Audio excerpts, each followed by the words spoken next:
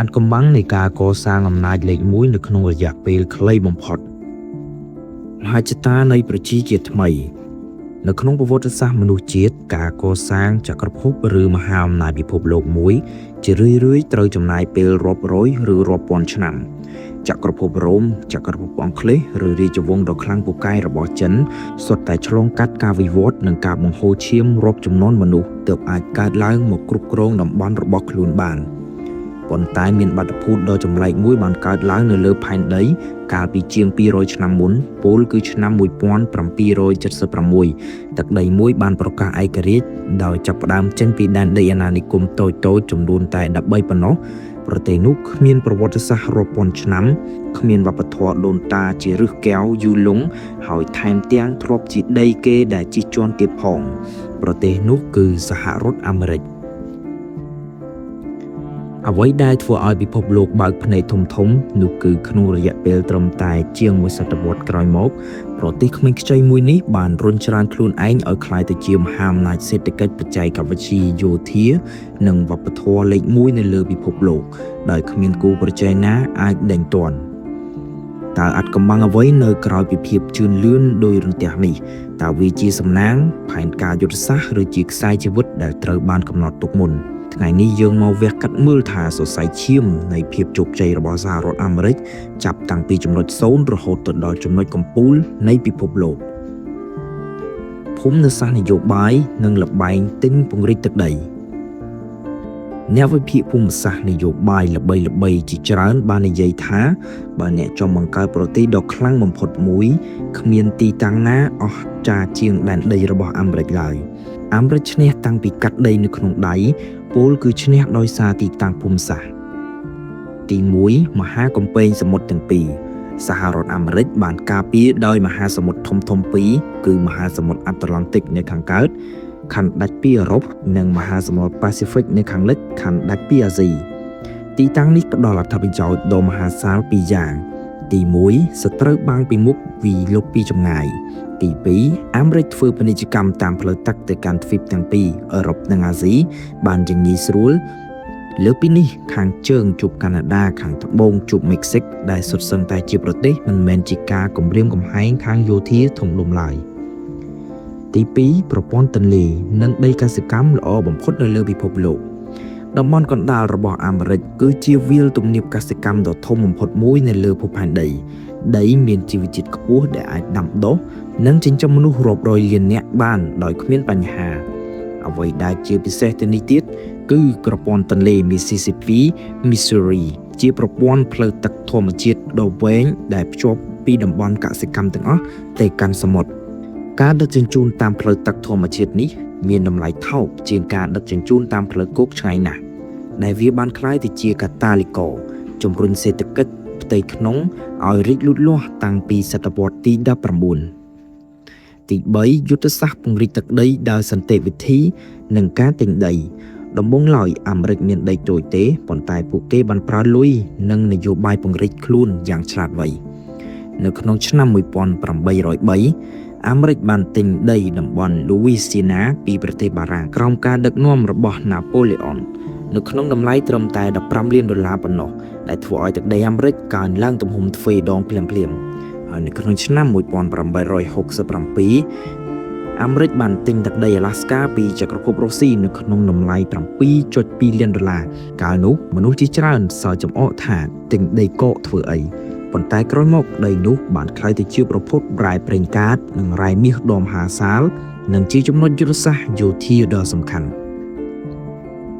បដិវត្តឧស្សាហកម្មនិងច្បាប់មាសការពារកម្មសិទ្ធិ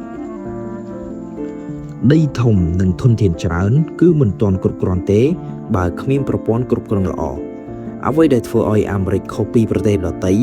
គឺការបង្កើតឡើងនៅច្បាប់ការពារកម្មសិទ្ធិឯកជននិងកម្មសិទ្ធិបញ្ញាយ៉ាងតឹងរ៉ឹងបំផុតនៅក្នុងរដ្ឋធម្មនុញ្ញអាមេរិកបើអ្នកចង់បង្កើតអ្វីមួយច្បាប់នឹងការពារអ្នកហើយអ្នកនឹងក្លាយទៅជាមហាសេដ្ឋីផ្នត់គំនិតនេះបានធ្វើឲ្យកម្លាំងពលកម្មនិងការច្នៃប្រឌិតផ្ទុះឡើងដូចភ្នំភ្លើងក្នុងកំឡុងបដិវត្តឧស្សាហកម្មលើកទី2នៃចុងសតវត្សរ៍ទី19អ្នកទាំងអស់គ្នាអាចមើលបុគ្គលសំខាន់ដែលអាចកែប្រែមុខមាត់អាមេរិក Andrew Carnegie ស្ដេចដែកថែបដែលបានកសាងផ្លូវរថភ្លើងនិងអគារខ្ពស់ៗកប់ពពកនៅទូទាំងប្រទេស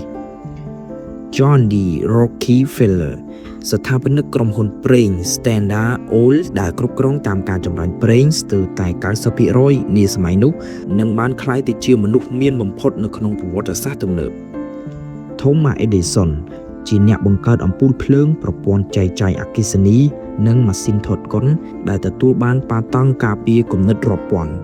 Henry Ford ជាអ្នកបដិវត្តឧស្សាហកម្មរថយន្តតាមរយៈការបង្កើត Assembly Line ឬខ្សែសង្វាក់ប្រតិកម្មជួរដែលធ្វើឲ្យការផលិតឡានលឿនជាងមុន10ដងនិងមានតម្លៃថោកដែលប្រជាជនទូទៅអាចទិញជិះបានការផ្លាស់ប្ដូរពីប្រទេសកសិកម្មមកទៅជាមហាអំណាចឧស្សាហកម្មដ៏លឿនបែបនេះបានធ្វើឲ្យទិន្នផលកសិកម្ម GDP របស់អាមេរិកហក់ឡើងវ៉ាដឹកចក្រភពអង់គ្លេសនៅជិតចុងសតវត្សទី19បាត់ទៅហើយទោះបីជាពេលនោះអាមេរិកមិនទាន់មានឥទ្ធិពលនយោបាយក្រៅប្រទេសខ្លាំងក៏ដោយកម្លាំងនៃ The American Dream និងការស្រូបយកខួរក្បាលខណៈពេលដែលប្រទេសនៅអឺរ៉ុបឬអាស៊ីជារឿយៗត្រូវបានគ្រប់គ្រងដោយវណ្ណៈក្សត្រវណ្ណៈអភិជនឬខ្សែស្រឡាយគ្រួសារអាមេរិកបានបង្កើតប្រព័ន្ធមួយដែលហៅថា Meritocracy ប្រព័ន្ធផ្ដល់តម្លៃលើសមត្ថភាពពិតប្រាកដក្រោមពាក្យស្លោកដ៏មានឥទ្ធិពលគឺ The American Dream អាមេរិកបានប្រកាសប្រាប់ពិភពលោកថាវាមិនសំខាន់ទេដែលអ្នកធ្លាប់ជាកូនអ្នកក្រ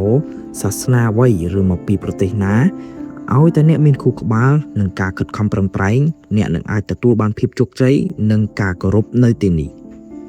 ផ្នត់គំនិតនេះប្រៀបដូចជាមេដែកដ៏មានអំណាចដែលអាចស្រូបយកខួរក្បាលនិងមនុស្សខ្លាំងៗនៅជុំវិញពិភពលោកការរត់ភៀសខ្លួននៃអ្នកប្រកបរបរវិទ្យាសាស្ត្រនៅមុននឹងកំឡុងសតវត្សទី2នៅពេលដែលរបបណាស៊ីអាល្លឺម៉ង់និងហ្វាស៊ីសកំពុងតែធ្វើបាបមនុស្សអ្នកវិទ្យាសាស្ត្រកំពូលដូចជា Albert Einstein ដែលជាអ្នករស់វិទ្យាដ៏អស្ចារ្យនិង Enrico Fermi ជាអ្នកបង្កើត reactor នុយក្លេអ៊ែរដំបូងបានរត់មកជ្រកកោននៅអាមេរិកការបង្កើតគម្រោងមហាច័ន្ទអាមេរិកបានប្រមូលខួរក្បាលបច្ចេកវិទ្យានិងវិទ្យាសាស្ត្រទាំងនោះបានមកបង្កើតគ្រាប់បែកបរមាណូដំបូងគេបង្អស់នៅលើពិភពលោកដែលធ្វើឲ្យអាមេរិកក្តោបក្តាប់អំណាចយោធាយ៉ាងដាច់ខាតតែម្នាក់ឯងនៅក្នុងឆ្នាំ1945ការបើកចំហវប្បធម៌និងការផ្ដល់ឱកាសឲ្យស្មើគ្នាបានធ្វើឲ្យអាមេរិកមិនចេះខ្វះមនុស្សពូកែពីព្រោះបើធនធានមនុស្សនៅក្នុងស្រុកមិនគ្រប់គ្រាន់ពួកគេអាចនាំចូលមនុស្សឆ្លាតពីបរទេសបានជានិច្ចល្បែងសង្គ្រាមលោកនិងមីហូចូលឃ្លាំងសង្គ្រាមលោកទាំងពីរលើកគឺជាមហន្តរាយដ៏ធំបំផុតសម្រាប់មនុស្សជាតិប៉ុន្តែសម្រាប់សហរដ្ឋអាមេរិកវាគឺជារបត់មាសដែលជួយរុញពួកគេឲ្យឡើងទៅលើកំពូលភ្នំនៅក្នុងសង្គ្រាមលោកលើកទី1និងរយៈពេលកណ្ដាលដំបូងនៃសង្គ្រាមលោកលើកទី2អាមេរិកមិនបានលូតចូលទៅក្នុងសមរភូមិដោយផ្ទាល់ភ្លាមៗនោះទេយុទ្ធសាស្ត្ររបស់ពួកគេគឺឈរមើលនិងធ្វើអាជីវកម្មអាមេរិកបានអនុវត្តច្បាប់ Land-Lease Act ដោយផលិតនិងលក់អាវុធឡានចម្បាំងយន្តហោះដែកថែបនិងស្បៀងអាហារទៅឲ្យប្រទេសសម្ព័ន្ធមិត្តដូចជាអង់គ្លេសបារាំងនិងសហភាពសូវៀតតើប្រទេសទាំងនោះយកអ្វីមកទិញអាវុធពីអាមេរិកគឺជាមាសគិតត្រឹមចុងសង្គ្រាមលោកលើកទី2អាមេរិកបានក្លាយជាប្រទេសដែលក្តុបក្តាប់មានមាសបំរុងរហូតដល់ប្រហែល 70% នៃមាសបំរុងពិភពលោកទាំងមូលមហាយៈហិរញ្ញវត្ថុប្រព័ន្ធ Bretton Woods នៅក្នុងឆ្នាំ1944នៅពេលដែលសង្គ្រាមជិតបញ្ចប់ប្រទេសចំនួន44បានមកជួបណាត់គ្នានៅសន្តាគារ Bretton Woods នៅក្នុងរដ្ឋ New Hampshire សហរដ្ឋអាមេរិកដើម្បីទៅរៀបចំប្រព័ន្ធហិរញ្ញវត្ថុពិភពលោកឡើងវិញដោយសារតែប្រទេសដទៃខ្ទេចខ្ទីអស់ចំណែកអាមេរិកមានមាសពេញឃ្លាំងពិភពលោកក៏បានព្រមព្រៀងគ្នាទី1កំណត់ឲ្យប្រាក់ដុល្លារអាមេរិកចងភ្ជាប់ផ្ទាល់ជាមួយនឹងមាស$35ស្មើនឹងមាស1អោនទី2រូបិយប័ណ្ណប្រទេសដទៃទាំងអស់ត្រូវតែចងភ្ជាប់តម្លៃជាមួយប្រាក់ដុល្លារអាមេរិកម្ដងទៀតចាប់តាំងពីពេលនោះមកប្រាក់ដុល្លារអាមេរិកបានក្លាយជាស្ដេចនៃលុយនៅលើលោកអាមេរិកទទួលបានអភ័យឯកសិទ្ធិពិសេសដែលគ្មានប្រទេសណាធ្វើបានគឺពួកគេអាចបោះពុម្ពលុយដើម្បីទិញទំនិញពិភពលោកខណៈដែលប្រទេសដទៃត្រូវតែខំប្រឹងផលិតទំនិញឬធ្វើការស្ទើរស្លាប់ដើម្បីដូរយកលុយដុល្លារនោះសង្គ្រាមត្រជាក់និងការបង្កើតអាណាចក្របច្ចេកវិទ្យា ក្រោយសង្គ្រាមលោកលើកទី2ពិភពលោកបានឈានចូលដល់សង្គ្រាមត្រជាក់រវាងមហាអំណាចសេរីអាមេរិកនិងមហាអំណាចកុម្មុយនីសសហភាពសូវៀតការប្រកួតប្រជែងគ្នានេះមិនមែនត្រឹមតែជាគ្រឿងអាវុធនោះទេប៉ុន្តែគឺជាបច្ចេកវិទ្យានៅពេលដែលសូវៀតបង្ហោះផ្កាយរណបស្ពូនិកចូលទីអវកាសមុនអាមេរិកមានការភ្ញាក់ផ្អើលយ៉ាងខ្លាំងរដ្ឋាភិបាលអាមេរិកបានបង្កើតទីភ្នាក់ងារ NASA និងបានចាយលុយរាប់ពាន់លានដុល្លារទៅលើការស្រាវជ្រាវវិទ្យាសាស្ត្រនិងការអប់រំហើយជាលទ្ធផលគឺនៅក្នុងឆ្នាំ1969អាមេរិកបានក្លាយទៅជាប្រទេសដំបូងគេដែលនាំមនុស្សទៅជាន់ដីប្រចាំតាមរយៈគម្រោង Apollo ទី11ក្រសួងការពារជាតិអាមេរិកបានបង្កើតគម្រោង ARPANET ដែលក្រោយមកបានវិវត្តទៅជាប្រព័ន្ធអ៊ីនធឺណិតដែលយើងកំពុងតែប្រើប្រាស់សព្វថ្ងៃនៅពេលដែលសហភាពសូវៀតដួលរលំនៅក្នុងឆ្នាំ1991អាមេរិកបានក្លាយទៅជាមហាអំណាចឯកោតែមួយគត់ពួកគេបានបង្វែរបច្ចេកវិទ្យាយោធាមកជាបច្ចេកវិទ្យាពាណិជ្ជកម្ម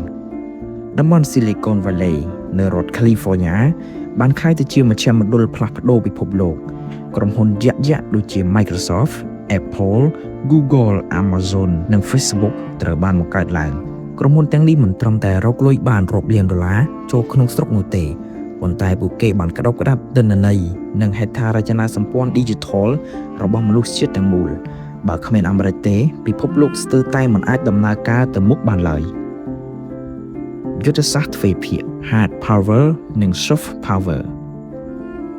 ដើម្បីរក្សាតំណែងជាលេខ1ឲ្យបានគង់វង្ស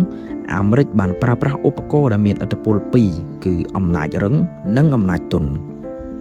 ទី1អំណាចរឹងម៉ាស៊ីនសង្គ្រាមមិនចេះរីងស្ងួតកញ្ចប់ថវិកាយោធារបស់សហរដ្ឋអាមេរិកដែលមានទំហំធំធេងណាស់ប្រហែលជាង800ទៅ900ប៊ីលានដុល្លារនៅក្នុងមួយឆ្នាំដែលចំនួននេះគឺច្រើនជាងកញ្ចប់ថវិកាយោធារបស់ប្រទេសធំៗ9ឬ10បញ្ចូលគ្នាទៅទៀតអាមេរិកមានមូលដ្ឋានទ័ពជាង750កន្លែងនៅក្នុងប្រទេសជាង80ជុំវិញពិភពលោកក្រុមនាវាផ្ទុកយន្តហោះចម្បាំងដើរដោយថាមពលនុយក្លេអ៊ែរដែលអាចចល័តទៅគ្រប់គ្រងផ្លូវសមុទ្រសំខាន់ៗនិងបញ្ជាការវាយប្រហារបានគ្រប់ទីកន្លែងនៅលើភពផែនដីនៅក្នុងរយៈពេលត្រឹមតែប៉ុន្មានម៉ោងយោធានេះហើយគឺជាអ្នកធានាសន្តិសុខការពារប្រព័ន្ធពាណិជ្ជកម្មសេរីរបស់លុយដុល្លារ2អំណាចទន់ការវាយលុកផ្នែកវប្បធម៌ខណៈពេលដែលយោធាគ្រប់គ្រងលើរាងកាយវប្បធម៌អាមេរិកគឺគ្រប់គ្រងលើចិត្តនិងគំនិតរបស់មនុស្សតាមរយៈ Hollywood និងប្រព័ន្ធផ្សព្វផ្សាយភាពយន្តហ្គេមនិងតន្ត្រីអាមេរិកបានផ្សព្វផ្សាយពីរបៀបរស់នៅបែបផែនគំនិតនិងតម្លៃសេរីភាពរបស់អាមេរិកដែលមានទៅដល់មនុស្សគ្រប់រូបម៉ាកយីហោលំដាប់ពិភពលោកមិនថាអ្នកនៅទីណាក៏ដោយការញ៉ាំ Coca-Cola និងការពាក់ស្បែកជើងណៃការចូលចិត្តឡាន Tesla និង Ford ឬការប្រើប្រាស់ iPhone ត្រូវបានគេចាត់ទុកថាជាភាពស៊ីវិល័យនិងទាន់សម័យនេះជាការវិលុកវប្បធម៌ដ៏ទន់ភ្លន់ប៉ុន្តែមានប្រសិទ្ធភាពខ្ពស់បំផុតសេចក្តីសន្និដ្ឋាននិងបញ្ហាប្រឈមនាពេលអនាគតពីដែនដីអាណានិគមតូចចង្អៀតមកជាមហាយក្សលេខ1នៅលើពិភពលោកសហរដ្ឋអាមេរិកបានសរសេរប្រវត្តិសាស្ត្រដ៏អស្ចារ្យមួយដែលប្រើពេលត្រឹមតែជាង2សតវត្សប៉ុណ្ណោះភាពជោគជ័យនេះវាមិនមែនជាការចៃដន្យឬជាលាភសំណាងតែមួយមុខនោះទេប៉ុន្តែវាគឺជាលទ្ធផលនៃការរួមផ្សំគ្នារវាងភូមិសាស្ត្រដែលធម្មជាតិប្រទានមកប្រព័ន្ធច្បាប់ការពារការច្នៃប្រឌិតការបើកចំហតាក់ទាញខួរក្បាលកំពូលឱកាសមាសពីសង្គ្រាមលោកនិងការគ្រប់គ្រងហិរញ្ញវត្ថុពិភពលោកទោះជាយ៉ាងណាក៏ដោយចម្ពោះថ្មីនៃប្រវត្តិសាស្ត្រកំពុងតែចាប់ផ្ដើមបច្ចុប្បន្នអាមេរិកកំពុងតែប្រឈមមុខនឹងបញ្ហាផ្ទៃក្នុងធំៗដូចជាការបែកបាក់នយោបាយបំណុលសាធារណៈដ៏ក្រាស់ក្រែល